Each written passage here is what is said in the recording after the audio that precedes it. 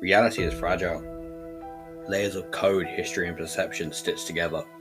But what happens when the seams split, when the forgotten signals resurface, and the familiar becomes something else entirely? Welcome to Glitch Reality. We trust the people closest to us, the ones we let in, the ones we think we know. But what if the person beside you isn't who they claim to be? Tonight we'll tell the story of Claire, Jake, and a man who wore a stolen face. This is Glitch Reality, and you're listening to Reflected Obsession. Just before I jump into this week's story, just got to do a quick shout out to the Wheeze, the WHEEZE, where we tackle all the stories of those creepy crawlies and those things that might not exist.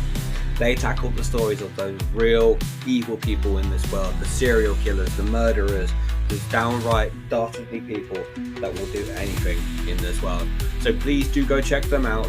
I hope you do. They are some really interesting subjects that they cover. I've been checking them out and I've absolutely loved it. So thank you very much for listening to me, but if you can go check out the Wheeze and show your support, that would be much appreciated. But now let's continue with this week's story, Reflected Obsession. I don't remember exactly when I first noticed him. Maybe it was always happening and I just wasn't paying enough attention. But once you see something and you can't unsee it, you pretend it's not there. And I swear, every time I looked, he was looking right back. Jake, Claire's husband at the time, says, "Babe, you seen my keys?" Claire always responded, "By the door where you always left them." "By the door where I always leave them?" Claire chuckles softly. The mood is now light, normal, even, but then Claire's breath catches, the clink of her mud against the railing. She stops, she sees him. "What's up, hun?" "It's him again."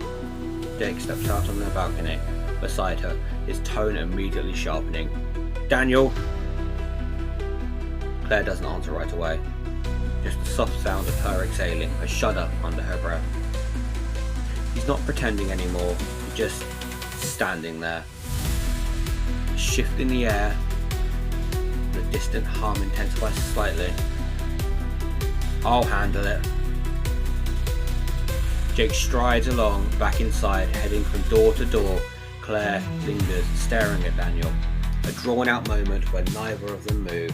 Then Daniel lifts a hand, not to wave, not to greet, just acknowledge. Like he knows she's seen him, like he wants her to see him. Footsteps now pound down the stairs. Jake approaches fast. Daniel's smirk flickers just for a second before he turns and walks away. Disappears around a corner. Claire exhales, setting down her coffee, but her hands are now shaking. Later that night, the apartment is now quiet, save for the hum of the refrigerator and the occasional creak of the building settling. Claire is in her bed, flipping through messages on her phone when it vibrates. An unknown number pops up on the screen. "You're lucky he came outside." Claire's breath now catches. The text sits on her screen, unread for a long, heavy beat. Then 3 dots appear, another message incoming. "You wouldn't want to be alone with me." And now sharp inhale, then fast footsteps. Claire rushes out of bed. She storms through to the next room where Jake is sitting at the table scrolling on his own phone. "Jake, look at this." Silence. Jake takes the phone. His expression darkens as he reads the messages. "That's it. I'm ending this. Now." A chair scrapes along as Jake stands up. He grabs his jacket and Claire watches, unsure, a tangle of fear and relief in her voice. "What are you going to do?" "Make sure he never texts you again." Claire swallows hard. In the distance beyond their walls, beyond their apartment, the faintest creak of floorboards in the hallway. It's now late night. The distant hum of the city muffled through the apartment. A door creaks open and Claire peeks through the peephole. Footsteps echo down the hall, then silence. Let me in! Jake is banging on the door until it unlocks. Claire pulls Jake inside, locking it again behind him. Did you find him? Jake exhales sharply, running a hand through his hair. He's tense more than usual. Yes, I found him. Claire waits, but he doesn't continue. Well? He denied everything. He said he had no idea what I was talking about. Jake exhales, still on edge. Claire watching him closely. But it was him, wasn't it? The messages. I don't know, Claire. Something in Jake's voice, frustration, but also hesitation. Claire just frowns. You don't know? I mean, yeah, it makes sense, alright? He's been watching you for weeks, but something just felt off. Claire starts to grip her arms, uneasy. Off how? He was scared. He should have been scared, but when I told him to stay the hell away from you, he just smiled. The memory lingers between them. Claire shudders. Like he wanted you to find him. Jake doesn't answer. His jaw just clenches. The next day the air is different. Less intimidating fear, but a linger of unease. Claire and Jake are outside of their apartment, walking towards Claire's car.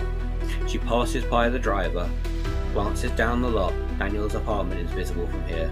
The blinds are drawn. Do you think he's watching right now? Doesn't matter, he's done. Claire isn't so sure. As she turned back to the car, she notices something on the windshield. Small, barely noticeable, a slip of paper tucked under the wiper. A faint hum of anxiety starts to creep in. She pulls it free, folding it slowly. A handwritten note, the words are simple, but they hit like ice down her spine. The note reads as follows. You're making a mistake. Claire stares at it. Jake notices her hesitation. What is it? She doesn't answer right away, just holds up the note. Jake snatches it in his own hesitation. Without a word, he crumples it and throws it to the ground. Jake, now furious. That's it! Before Claire can react, he's already moving, striding across the lot towards Daniel's door. Jake now pounds furious on Daniel's door. Open the fucking door, Daniel! A beat, then footsteps from inside. The door creaks open just an inch. Daniel stands there, half hidden, his expression half unreadable. What's wrong? Cut the act. I'm not going to say it again. Stay the hell away from Claire. No more notes, no more text, no more watching. Daniel just smiles, a slow, almost knowing expression. I don't know what you're talking about. Jake's fists now clench. Bullshit. You sure you have the right person? Claire shivers. Something about the way he says it. It's not denial, it's something else. So Jake leans in. I'm warning you, Daniel. Daniel's smile lingers, but then something shifts in his expression. Amusement fades just slightly. You think you can protect Claire from everything? You have no idea what's coming. And then Daniel slams the door. They go back to their apartment, and now they sit in a tense silence. I don't like this. He's just messing with us. He's trying to freak us out. Well, it's working. It doesn't matter. He's done. He's going to get the whole neighborhood against him. He's not going to last much fucking longer. And if he doesn't leave, then I'll make him leave. There is a long silence. The tension in the room is now thick. Somewhere outside, beyond their apartment, the soft creak of footprints on the pavement. And Claire shudders. It's now night in the apartment. Except for the dim glow of a bedside lamp, Claire lies in bed, restless. Jake sleeps beside her, his breathing slow and steady, but something keeps her awake. A noise faint in the distance, a soft, almost imperceptible click at the door, like unlocking. Claire stiffens up, holding her breath, but listening. She hears nothing. She exhales, shaking her head, thinking it's just paranoia. Then another sound, closer this time. A soft tap, tap, tap against the window. Claire's pulse spikes. She turns her head slowly, but the curtains are drawn. Whoever is out there, she can't see. She swallows hard, trying to steady her nerves. Maybe it's just the wind, maybe it's nothing. But deep down, she knows better. The next morning, the sun is up. The unease of the night lingers, but the morning brings a fragile sense of normalcy. Claire is now standing in the kitchen, sipping her coffee, staring outside. Then she freezes. Across the lot in front of Daniel's apartment, a moving truck. 2 men loading boxes into the back. Daniel standing nearby, talking to a lanyard. Relief washes over her finally. He's leaving. Jake steps up behind her, following her gaze and smirks. Told you he wouldn't last. Yeah. She should feel better, but something doesn't quite right. Too easy. Daniel turns, sensing her eyes on him. He looks up at the window. With just a flash of second, Claire swears his expression darkens. A flicker, something unreadable. But then he smiles, not mocking, not amusing, just knowing. He nods once, almost like a farewell, and steps into his car and drives away. Claire grips her mug tighter. Something about that look that he gave to her sent a cold shiver down her spine. The day has progressed and the sense of relief was short-lived. A week passes, life should go normal again, but something is wrong. The texts have continued. Claire stares at her phone. The message is simple, just 2 words. Miss me. Her stomach drops. She reads it again, hoping she's seeing things. But no, it's there, it's real. Impossible, but real. She shows Jake, his expression darkens. He's gone, Claire. He's just trying to mess with you from a distance. But why would he? He got what he wanted, and he left. Maybe he's bitter. Maybe he's just a sick freak who enjoys this kind of thing. Claire grips her phone, trying to make sense of it all, but then another message arrives. You can't ignore me. She sucks in a salt breath, her fingers starting to tremble. Jake, now grabbing his phone. That's it, I'm calling the cops. And tell them what? The guy that doesn't even live here anymore is still texting me. Yes. With what proof? You could have gotten a new number, a burner phone. They won't do anything. Jake grits his teeth. He knows she's right. And what if it's not him? Jake turns to Claire, now confused. Well, who else would it be? Claire shakes her head. She doesn't know. She doesn't want to know. That night, Claire is in the apartment, alone. Jake is out getting groceries. The air feels thick and suffocating. She paces the living room, phone in hand, but no new messages. She can't shake the feeling of being watched. Then a noise. A sudden creak of a floorboard. Claire's breath catches. She turns, heart pounding, to nothing. The apartment is empty. She's sure of it. The feeling lingers. Another creak. This time, right behind her. She spins. Nothing. But her skin starts to prickle, like nothing unseen is standing just inches away. Her phone buzzes. She looks down. Another message. Don't turn around. Claire's blood now runs cold. Her breath shudders. She clutches the phone, staring at the messages, heart hammering. Then the sound of keys at the door. The lock turns. Jake steps in with bags in hand. The tension snaps like a rubber band. Claire stumbles back, gasping for breath. Claire? She doesn't answer. She just shoves the phone into his hands. He reads the messages. His face now darkens.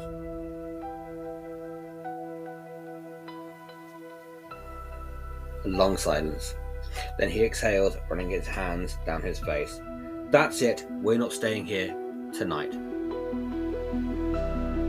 That night they stayed at Jake's parents' house. It's quiet, it's safe, but Claire still can't shake the feeling she is being watched. She lies awake in the guest room, staring at the ceiling. Then the door creaks open. She stiffens, her breath catches. A shadow stands in the doorway, tall but familiar. Her heart pounds as she sits up, squinting in the darkness. Jake? No, the posture is wrong. The way he stands unmoving, watching. It's off. Jake. The figure steps forward, just enough for the moonlight to catch his face. Claire's stomach plummets. The resemblance is uncannily identical, but the expression is different. The expression is wrong. Cold and calculated. Not love, not obsession, but something else entirely. He smiles as the same knowing smile Daniel gave her before she left. Her breath shudders. She realizes this isn't Jake. The pieces click into place. The unanswered questions, the strange familiarity, the feeling of being watched. A whisper, smooth as silk, slides through the darkness. I was here before you knew him. Claire's breath now catches. Before Daniel, before any of them. You just never noticed. He steps forward. Claire scrambles back in panic, clawing at her throat. You were always mine. Claire stumbles back against her bed, her pulse hammering in her ears. The figure in her doorway lingers, his eerie resemblance to Jake making her stomach churn. Who are you? The man tilts his head, his expression almost amused. Come on, Claire. You know me. You already know. His jawline in the moonlight looks just like Jake's. He steps forward in it. The same features, the same eyes, but something is wrong. The way he looks at her, the way his lips twitch into something that isn't quite a smile. I've been watching you for oh so long, waiting, but you never even noticed me. Claire's breath now shudders. The pieces are finally falling into place, but she doesn't want to believe them. Then, his voice drops, quiet, almost like a whisper. Did he ever tell you about me? Claire swallows hard, barely manages to shake her head. No, of course he didn't. Because he knows. He knows what? A slow, deliberate step forward now. Claire grips the sheets beneath her, with her heart pounding. That's why I was first. His voice, there's something venomous beneath it. Claire's stomach now twists.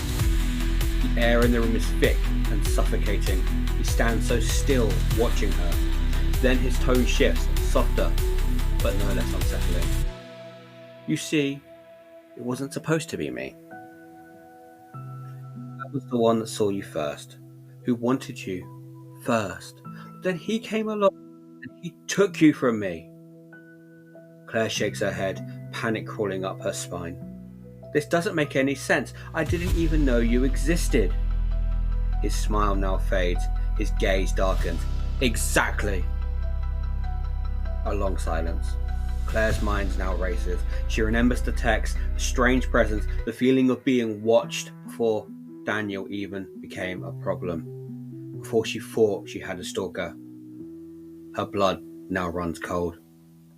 It was never him. Never Daniel, was it? The man exhales as if he had finally been catching up. No, Claire, it was never him. Her body goes rigid. All those nights she thought Daniel was outside her window, the messages, the paranoia, it had always been someone else. Him. Claire begins to have a memory. She's walking down the street, feeling like someone was behind her. A shadowy disappearing around the corner, a figure standing too still in a crowd. She never really looked at them, never thought twice. She thought Daniel was obsessed. She thought he was the only one watching. But she was wrong. Claire now snaps out the memory. Breathing is shallow. Back is pressed against the head. Why are you doing this to me? The man's expression flickers, almost hurt, like he generally doesn't understand. Because I love you. Claire's stomach now twists. But I hate you. And he pauses slowly and agonizingly. Because I was supposed to be the only one watching. The only one you felt. His voice was sharp and bitter. But then you notice him too. And all of a sudden, all you fear, all your attention, all of it went to him. That creep got what I wanted without even trying. Claire's breath now shudders. This isn't about love. This isn't about obsession. This is about control and possession. And something tells her he is not finished.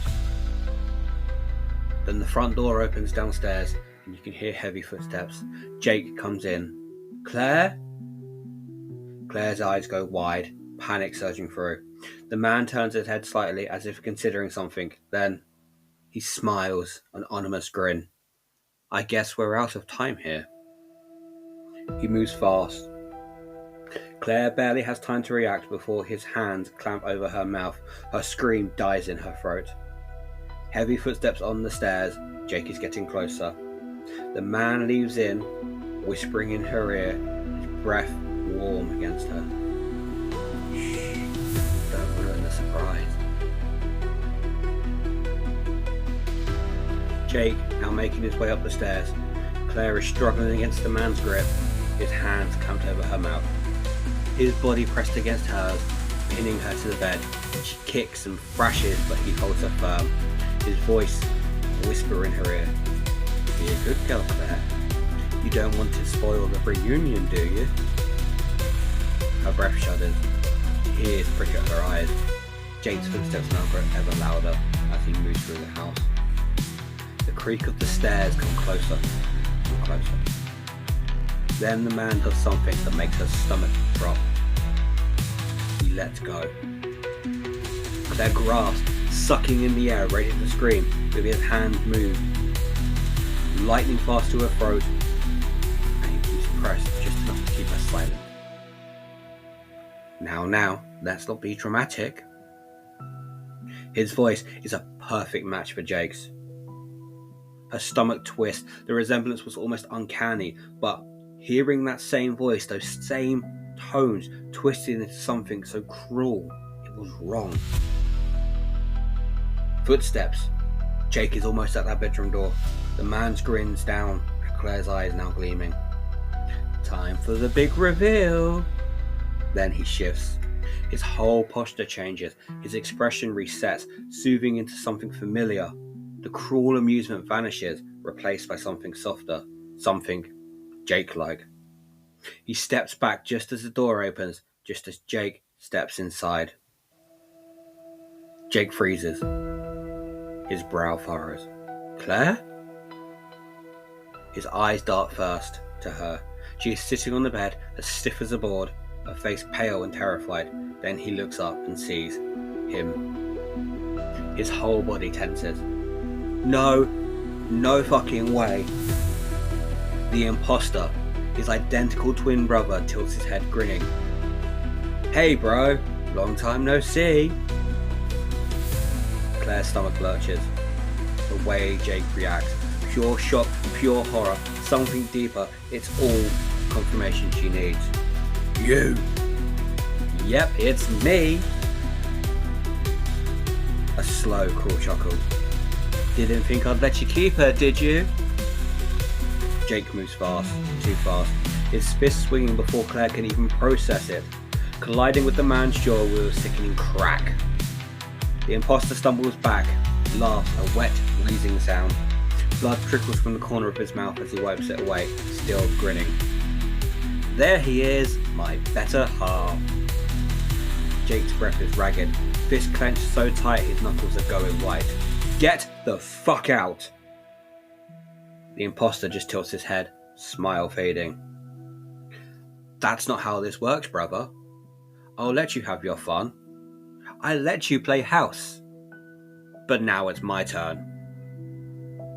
Jake moves again, grabbing him by his collar, shoving him against the wall. Claire scrambles off the bed, pressing herself against the opposite wall, heart hammering. You don't get a turn. You don't get anything. But I had her first. Jake's whole body goes rigid. Claire's breath catches in her throat. The imposter's eyes flicker to her, glinting with something dark and unhinged. She just didn't know it. Jake's grip now tightens and tightens until the imposter laughs again, choked and breathless. Go on, do it. Do it. Let's see if we are really the same. A long, heavy pause. Jake's hands tremble, then he lets go, shoving him back. The imposter straightens up, rubbing his throat, eyes flickering with amusement. That's what I thought. He exhales, stretching his neck like he's just getting started. This is not over. His glaze lands over on Claire, softer but nothing less wrong. I'll be seeing you soon, Claire. Then he steps past Jake and walks out. Claire doesn't move, she barely breathes. Her whole body now feels like ice. Jake's staring at the door long after he's gone, but his whole body tenses, head and hands still shaking. Jake, who the hell was that? A long silence, then Jake exhales, running a hand through his hair. My twin. I thought he was dead. Claire's stomach drops. The room feels too small, too dark, like the air is closing in. But if he was supposed to be dead, then where the hell had he been all this time?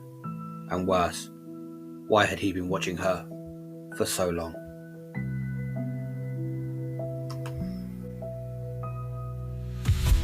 After what had happened, Claire and Jake now sit in a dimly lit living room. Both shaken, the door is locked, but it doesn't feel like enough.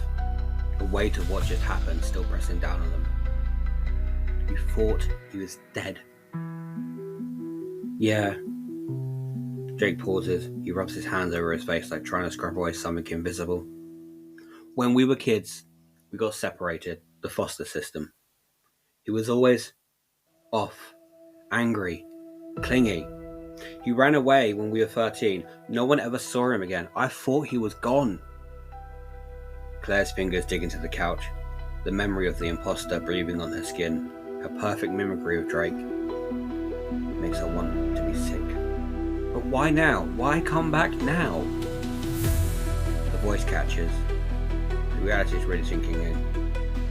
He'd been watching her, pretending, maybe even... Oh my god, the neighbour.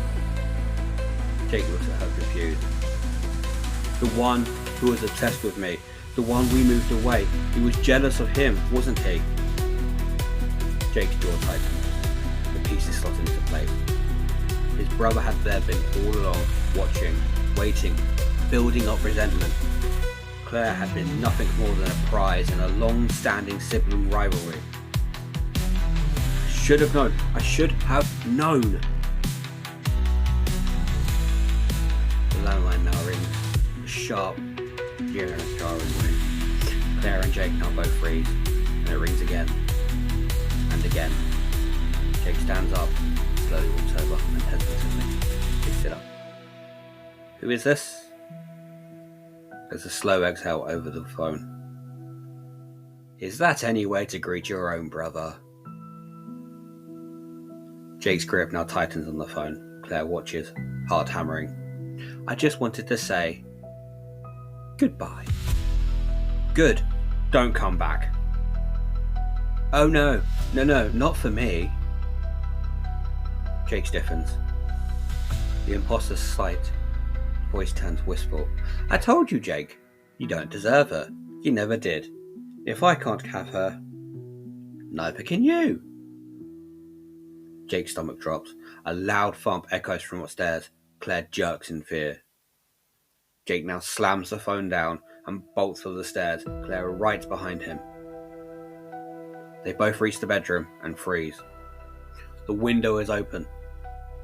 The curtains are billowing in the night breeze. The closet is ajar. Jake's heart is pounding. Stay behind me, Claire. He moves forward cautiously, pushing the closet door open wider. Nothing. Then a whisper behind them. Check under the bed. Claire screams as hands shoot out from beneath the bed and drag him down. Jake crashes and punches and kicking blindly at the imposter's face. Emerges from the shadows, a twisted reflection of his own, grinning wildly. Time to switch places, brother! Claire lunges, grabbing the lamp off the nightstand and swinging it hard. It smashes against the imposter's head. He howls, rolling awake, Jake scrambling free, gasping. The imposter laughs, even his blood is now dripping down his face. You can't kill me. I'm Jake. Jake grabs Claire's hand, dragging him out the room. Spirit they run down the stairs with is so fast they get to the front door, but it is wide open, swinging in the wind. Where's the imposter? The imposter's gone. The dawn has now broken. Please come and go. There is no sign of the imposter. Jake and Claire sitting in silence, exhausted and haunted. He's gone now, isn't he? Jake doesn't answer, because they both know the truth. Somewhere out there, waiting and watching, was a man with Jake's face and a fractured mind, and he wasn't finished yet. As the sun rises, Claire catches something in the hallway mirror, a reflection that lingers too long, a grin that isn't Jake's. So who's really watching you? Sometimes the scariest monsters aren't lurking in the dark or creeping through your nightmares. Sometimes they wear familiar faces. Sometimes they are even you. That was Reflected Obsession, another dive into the twisted unknown. If you really enjoy this tale, please sure to follow Glitched Reality and leave a review. It helps me keep your nightmares coming. And hey, before you go, you might want to check your mirrors. Now just remember to get your submissions in for the user submitted episode, which will be episode 15, as a big thank you all for listening. And as always, keep an eye on a glitch, because sometimes the glitch is true.